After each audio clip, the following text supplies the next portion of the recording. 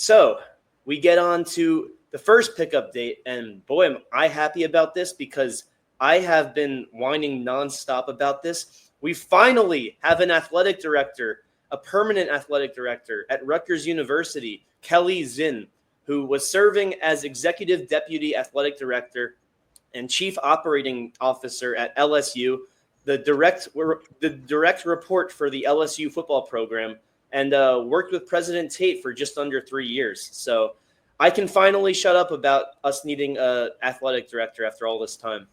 Yeah, and Gabe, this has President Tate's fingerprints all over it. You know, he's going back to LSU, hiring people he knows are winners. This is good for Rutgers culture, and it's good that we finally have a permanent athletic director. Yeah, I'm just happy that we have some winning culture. And, I was always a supporter of President Tate because of his background at LSU. I may have been a little harsh on him when it came to the athletic director hire, because when we got Giovanni, that was an interim hire, and none of us liked the sound of that after having an interim for a year. So I guess I apologize, President Tate. No more slander on my part. Sounds good. I'm a fan of the pickup primarily because the previous athletic directors are during an era of Rutgers football that hasn't had that much general success compared to what Kelly Zinn's going to be bringing in from LSU. We just saw, at least the hiring of Brian Kelly, this team for LSU has typically been a top 15 team in college football. So her bringing not only that type of experience, but also Power 4 experience. We've seen how LSU is a primary big pipeline out of the SEC conference. So bringing that type of experience into a Big Ten, where we all know the current Big Three of the conference has been Michigan, Penn State, and Ohio State, it brings a lot of just powerful experience to know that, okay, I've been at a school where we've been at the top or the cream of the crop of that conference. I can bring that type of experience to Rutgers to bring them to the cream of the crop, because for the most part, they have the roster to do it. It's just now the front office is starting to formalize into a successful foundation. Yeah, I was actually saying in a meeting prior to this that when it comes to the Big Ten, right, you have the 1 through 5 basically solidified. You throw in Oregon and whether it's Illinois or Washington, and around that 6th or 7th spot when you're ranking these Big Ten teams, that's where it's up in the open. Anywhere from 6, 7-ish to honestly 13 or 14. Like every other team in that mix can pretty much fit anywhere depending on who you ask. So if you ask me, maybe right now the future is belonging to, like you said, Donovan, the Ohio States, the Penn States, the Michigans. You want to throw Oregon in there. But for the future, there's definitely an opening in the Big Ten. Yeah, and you know what I really love about this is I love getting people from places like LSU. They come from a winning culture. They want to win national championships. They will tolerate nothing less, and they certainly won't tolerate, mediocrity. And I think that this is a great pickup for us. And once again, it continues that trajectory in the right direction. Yeah, and another thing with LSU is she was the direct report for football, but there's an argument that LSU is the best well-rounded athletic program in the country. It's an argument because they're really good at baseball. They win the College World Series. It seems like every other year. Their they football have a good women's basketball program as well. Exactly. Yeah. Don't forget baseball. College World Series champs. Golf. You want to throw golf in there? It's all over the place with LSU. So I'm happy that we're getting. Golf is not a sport.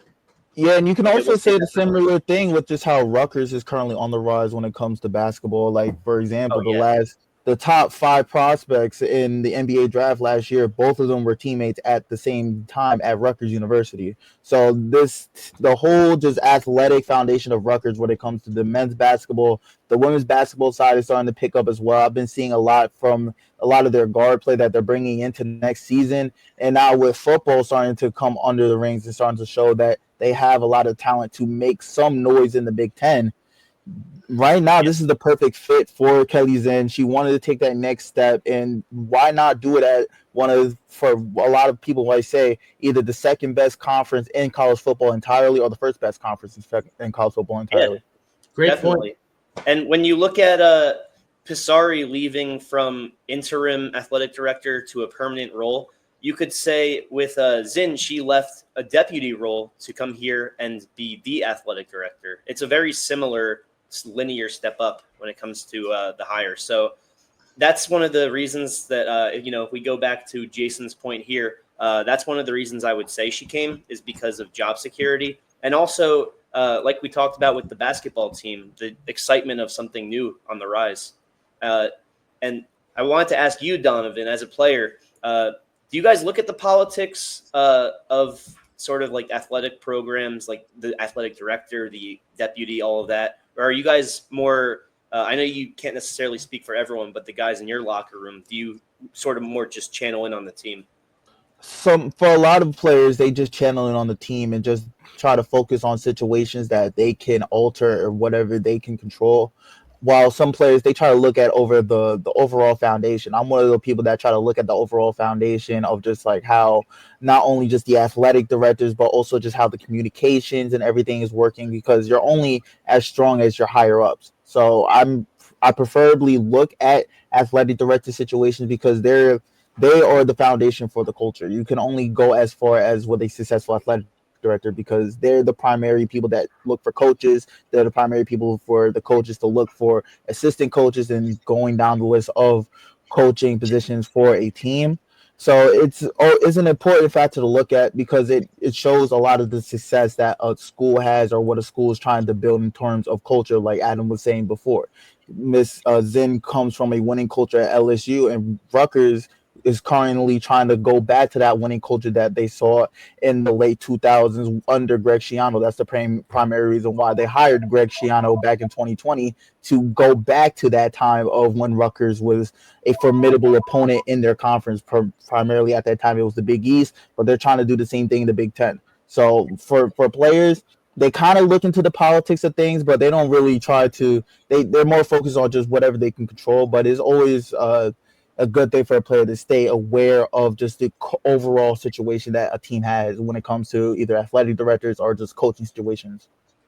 Yeah, that's very valid. And Pinsnipe Husker, it's funny you say this because if you're talking about the within a 200-mile radius, very, very polite of you to use FUG instead of the other word. But you can also make that argument about Rutgers for the longest time. I mean, we're smack in the middle of two of America's biggest cities and one of the world's biggest cities. And for a while, they were choosing the Penn States, the Ohio States, teams that are a lot further away than Rutgers. So, the Cleveland Browns of football, that's a tough title to give LSU. And you can't give LSU that title primarily because they just won a championship not even a decade ago. 2019, they just won their last championship. They just had a Heisman winner 2 years ago at that, and they could have had a Biletnikoff winner as well. Rest in peace to Kyron Lacey. Yeah. He was going to be most likely a Biletnikoff watch list player going into this season.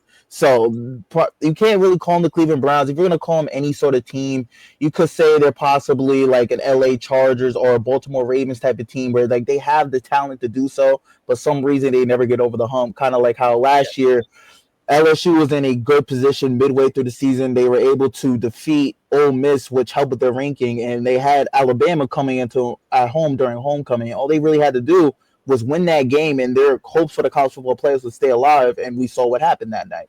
Yeah. You can't really say they're like the Cleveland Browns because the Cleveland Browns doesn't have a history of success that LSU personally has. Not since really has a talent. Yeah. Yeah, I think that game last year in Death Valley, Jalen Milroe just ran all over LSU, and Garrett Nussmeier just was way off through two interceptions, had another fumble. Not a good game for LSU, but I like what Rutgers is bringing to its university with President Tate, with our new athletic director, and with Coach Schiano at the helm. This is a winning culture. And Gabe, we've talked about this on prior shows. We're making inroads into North Carolina, Florida, Georgia, Pennsylvania, Michigan. We're getting players that would typically go to other places. So when you put all that together, I would say if I had to compare Rutgers to a team in the NFL right now, it would be the Pittsburgh Steelers. Oh, without necessarily the historical accolades, right? Yes, without the Jack Lamberts of the world, a future projection. Yeah, I mean, it's funny you say that when one of our best players of all time, if not the best, is Ray Rice, who is a Ravens legend. I don't know how the Steelers would like that, but if I was going to compare Rutgers' current situation to an NFL team right now, I would say they're on a team looking up. They have a lot of young players on the rise and just a lot of just new momentum coming in. I would say they're kind of like the Denver Broncos per se, because they just started. They got a coach that knows how to win, coming back into a coaching situation where they can win. They have a lot of good youth. They were able to bring in a lot of good players through the portal as well. Kind of similar situation that the Broncos were just in during free agency. They were able to get Tali Hufanga from San Francisco, who was my personal favorite signing for any sort of secondary throughout the entire NFL offseason. But that's a different story for a different day. But I would say overall, yeah, Rutgers looks like a team that's more up and coming, kind of like a Denver Broncos. You could kind of say like a Chargers. You can also say teams such as I would say like the Chicago Bears, teams that are just young and they kind of have a vision on what's going to happen over the next 5 years. Yeah, and like we've had 2 consecutive winning seasons, whether it's 7 and 6 or not. It's still, if you look at that in comparison to the years before Schiano, when it took us like 100-something losses to get to 10 wins. Like, I'll take it. So I got some more news here, but any final thoughts on that? The one last thing we want to say about Kelly Zinn, the new athletic director, you have to come on the show. Okay? Oh, yeah. We want to welcome you to Rutgers University, have you on the show, talk about your vision for helping Rutgers take that next step into the elite of college football. Kelly, if you're watching this, please contact us, or we'll contact you. It'll be a perfect opportunity to tell Coach Schiano to come on the show. We've been asking him for months. Come on, Coach. We're all from New Jersey. All right, we love you. We support you. All right, come on the show. All right, that's it. And Ethan, you too. All right, go on. 100%. All right, next up, defensive end, edge rusher. Wadiq Collier reclassifies from 2026 to the class of 2025, and he is immediately joining the program in the training camp. I don't know if he was there today, but I said immediately, so it must be starting today. So he was ranked as the number 92 overall prospect for the class of 2026, according to On3, listed as the number 8 prospect in Pennsylvania, listed as a 4-star prospect, 6'7", 215 pounds, graduating from Newman Goretti High School in Philadelphia. Now, my take is I'm happy we're getting another guy this next year. I wonder if it's worth the risk to reclassify for guys that are or if it's worth the risk to reclassify against guys that are physically bigger than you when you're already highly regarded as a prospect, such as Collier. I would say that this was a major move for Rutgers because, like we just said in the previous segment, just about how teams Rutgers is starting to get players in these different states, especially Pennsylvania. Typically, I would say, regards players coming out of Philadelphia, that's always been the hotbed for Penn State. Whether it was just draft prospect Abdul Carter for last couple of years, Penn State typically gets a lot of their players out of Philadelphia, so Rutgers is starting to be able to take a lot of their 4-stars out of that area is a major, major upgrade. And I know some players, because I have a couple of players on my team currently that are reclassified. A lot of players coming out of high school, they just want to get to college and get started. Because for the most part, if you have a plan of what you're going to do and where you can play, and you have people that have believed that you can play, it doesn't matter if you're 17, 18. One of the best receivers in the entire country last year was 17 years old in Ryan Williams. Yeah. So it doesn't really matter. If you can play, you can play. It's just he's going to be in a good system where a lot of the training staff is going to try to get him to a playing weight so he can show his abilities onto the field. Right now, he's still kind of underweight at his current weight up. I think it's like 245, 250. So they're going to try to put him in a good strength and conditioning program. He has a lot of vets to look up to. He might get some snaps this year for certain, because there's no way you can pull a 4-star from Rutgers out of all situations and not have him play on the field. And it also bolsters their depth. They were able to get easily a top 5 edge rusher in the college football season last year, Eric O'Neal, through the transfer portal. and now they're able to add on to that with a 4-star and Wadiq Collier, and possibly they could possibly get his brother too. He's class of 2029. He's just starting to get offers. So I'm excited to see how well this works out. And for the most part, I really see Wadiq making some noise. And the ceiling right now, freshman All-American or freshman All Big Ten, and then the floor is just playing 3-4 games. Yeah. One other thing, Adam, I wanted to say before I hand the floor back off to you. My apologies. So we're talking about how Philadelphia and Pennsylvania as a whole is a Penn State minefield. So I'm looking at 247 Sports' top 20 for 2026 prospects. Before Wadiq reclassified, we had 4 guys in the top 20. Now we have 3. Tyler Duell, offensive tackle from Westchester East.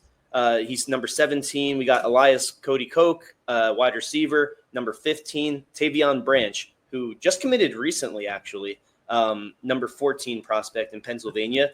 So we have the second most prospects in the top 20 of Pennsylvania that in the class of 2026. But unfortunately, yes, it is Penn State. They got number 18, number 10, 9, 6, 5, 3, and 2. They have 6 guys in the top 20. But it's better than 7 or 8, right? We're one of the only schools that are keeping up with them. Outside of that, it's just 1 or 2 guys per university. Yeah, and this is really something new for Rutgers. I mean, when you go back to the 90s, the early 2000s even, Rutgers never got these types of players. So there's something about the culture at Rutgers, the way that Schiano is impressing recruits during those visits, and I think just the sense that Rutgers is a team that really is on the rise, and it's a place where you have a great chance of getting playing time immediately, playing against the most elite competition, and developing as a person and a football player.